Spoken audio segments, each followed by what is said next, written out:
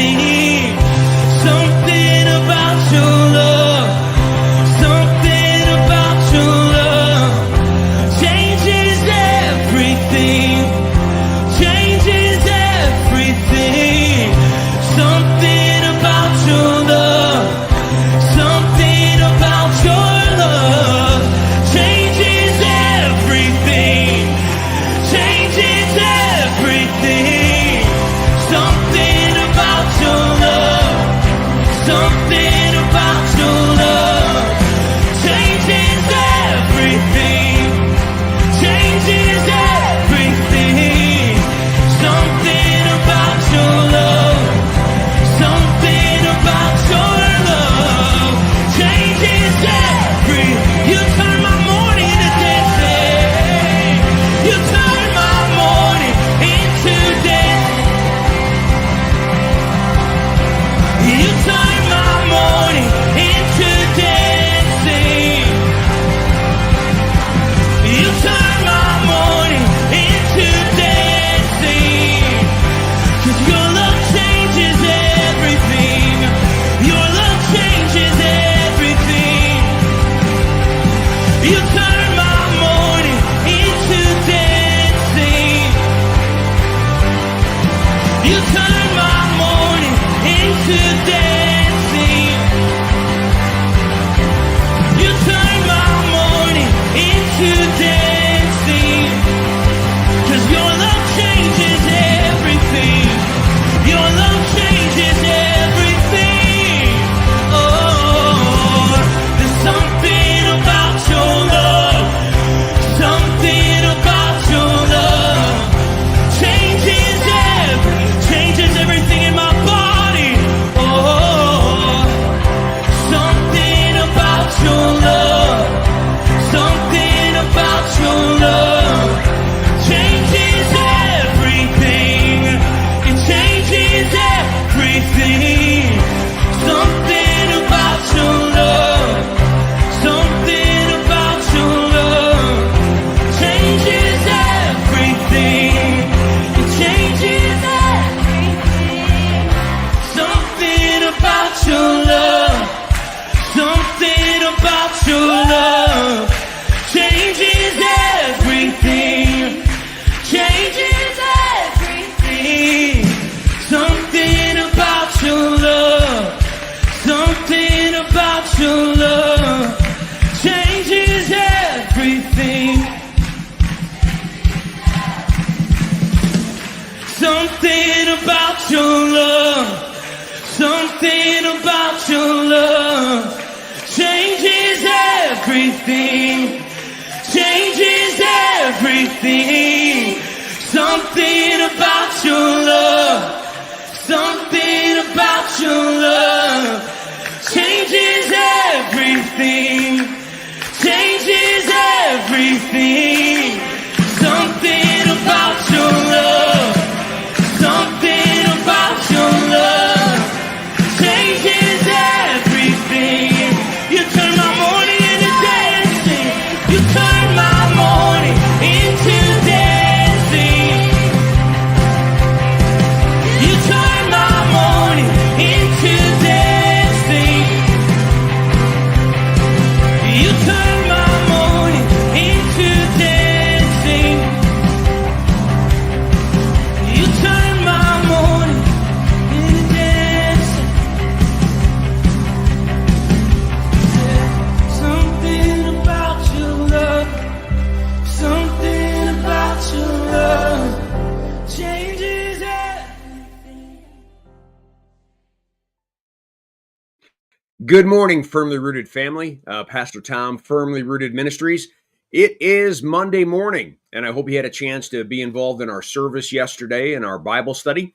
In the service, Aaron Jackson got a chance to preach, did a great job. So proud of him, and hope that was a message that hit your hearts. Also, Bible study, we started a new study looking at what we believe. Right, Firmly Rooted is, I think, narrowly focused on its mission statement to love God's people and to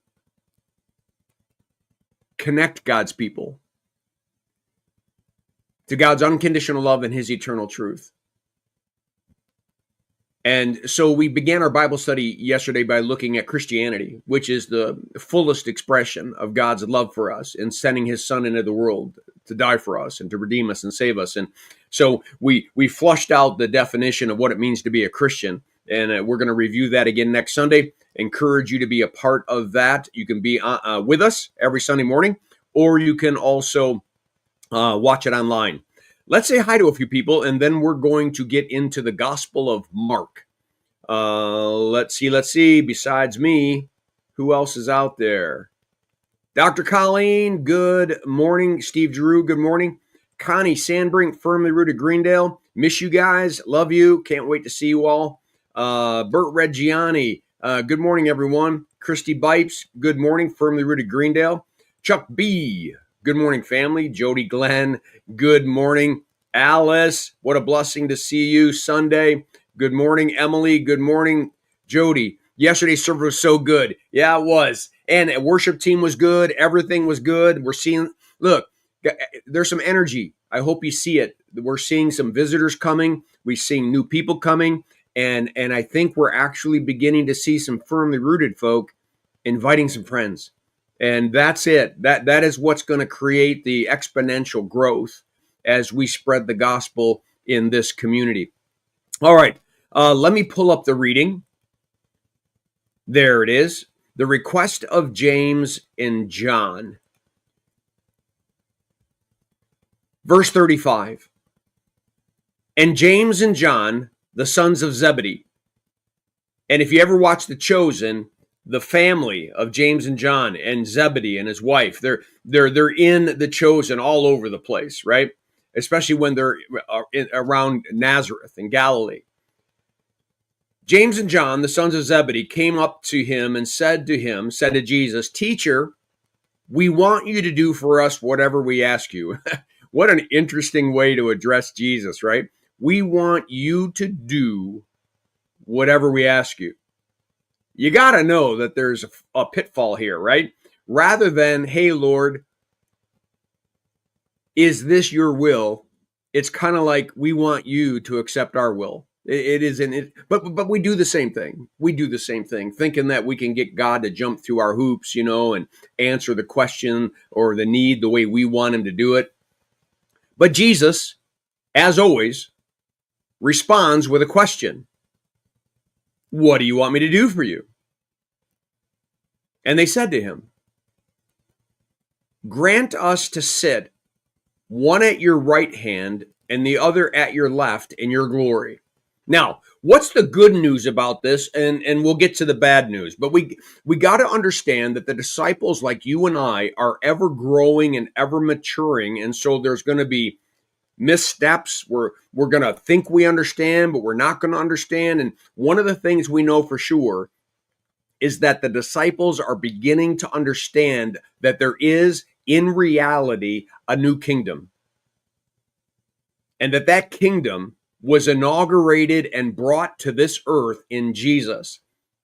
And that he is creating disciples and followers who are believing in that kingdom, learning to live in that kingdom, even while their feet walk in the kingdom of this world. So that's good news. Just like you and I, we're growing in understanding. But sometimes our total amount of information is not all that we need.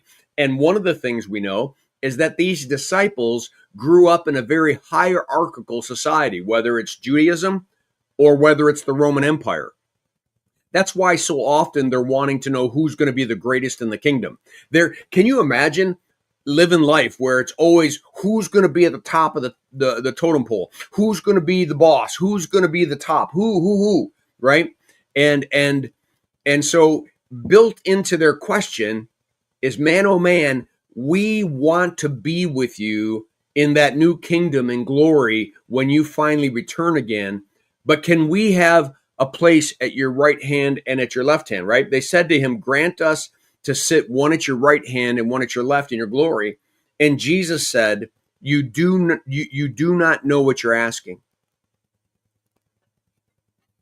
You don't understand the depth. There it is. Guys, I appreciate the question. But there's a whole journey that you guys got to get ready for. There's a whole lot to happen between now and you entering into glory. Right? They're already thinking about the end, and he's saying there's a whole progression. There's all these steps in this life that have to happen. You don't know what you're asking. Are you able to drink the cup that I drink, or to be baptized with the baptism I am baptized with? Now, listen, their immediate response was, we are able.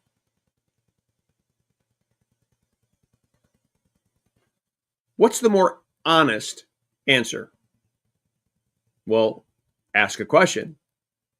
What is the cup that you have to drink? And what is the baptism that you're referring to? Because one, we've all been baptized already, and I have no clue what this cup is you're talking about. We do, because we know in Gethsemane, he said to God, the Father, take this cup away from me. But they don't know that yet. So again, they're so focused on wanting to be at the right hand and the left and left side hand of Jesus that they're just not fully understanding. Just like you and I are not always fully understanding, but it's okay. Jesus can deal with it. He just wants us to keep growing. And he's not mad if we bring him stupid questions. He knows that we're growing. He knows we're immature. He knows we're trying to fight the fight. He knows we're trying to understand. Jesus said to them, the cup that I drink, you will drink. And the baptism, which I am baptized, you will be baptized. Even though you have no clue what I'm saying, you will someday realize that I spoke these words to you. The two of you are going to be martyred because of the faith. The two of you are going to die because you believe in me and because you're going out into a world and spreading the message of the gospel. So you're going to drink that cup and you're going to be baptized into all of that. Jesus is more concerned about the journey that they're going to be on, that they understand what lays before them. Glory's glory. Heaven's heaven. When we get there, there's nothing like it. Because the old kingdom is absolutely gone and we no longer live in it, and we're living in a perfect new kingdom, the garden again. But rather than focusing on between now and then, they're just focusing on eternity, and Jesus is saying, but there's a journey, there's a cup and a baptism that you guys are going to face, the persecution and ultimately the sacrifice of your lives for the sake of the gospel. But Jesus says, but to sit at my right hand or my left is not mine to grant, but it is for those to whom it has been prepared, which means it's already decided, which is amazing, which means eternity is that defined. Like, it doesn't have change. It is already defined. It is already known who's going to be where and what in heaven. When the 10 heard this, they began to be indignant at James and John, right? Because it's kind of like that argument about who's the greatest in the kingdom, and they're trying to get on the two top seats, left and right. If they get on the left and right, then those other 10 can't be there. When the 10 heard this, they became indignant. But Jesus called them and said to them, listen to these words, everybody. You know that those who are considered rulers of the Gentiles lord it over them, and their great ones exercise authority over them. You know, in the kingdom of this world, the religious leaders and the Romans all lord it over you. They all fight to be who's on top, who's going to be the next leader, who's going to be this, who's going to be in the Sanhedrin, who's going to be the high priest, who's going to be the leader of Jerusalem, who's going to be the leader of Judah. Everything is a fight to who's going to be in authority. Verse 43, listen to the words, everybody, but it shall not be so with you. It will not be that way in my kingdom. But whoever would be great among you must be a servant, doulos, a willing servant. And whoever would be first among you must be doulos, a slave of all. For even the Son of Man came not to be served, but to serve, and to give his life as a ransom for many. Highlight, underline, memorize verse 45. For even the Son of Man, the second person of the Trinity, the King of Kings and the Lord of Lords, the Alpha and the Omega, came not to be served, which he had every right to be served, but he came to serve and even sacrifice his very life as a ransom for many. He's telling his disciples, that's what I need you to understand. That's what your life's purpose is now. To go low and to serve even your enemies. To pray for those who persecute you.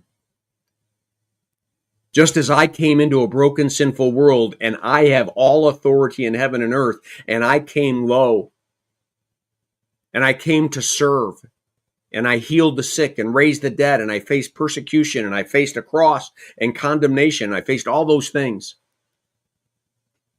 You have to be ready to do the same. It's not a fight about who's going to be the greatest.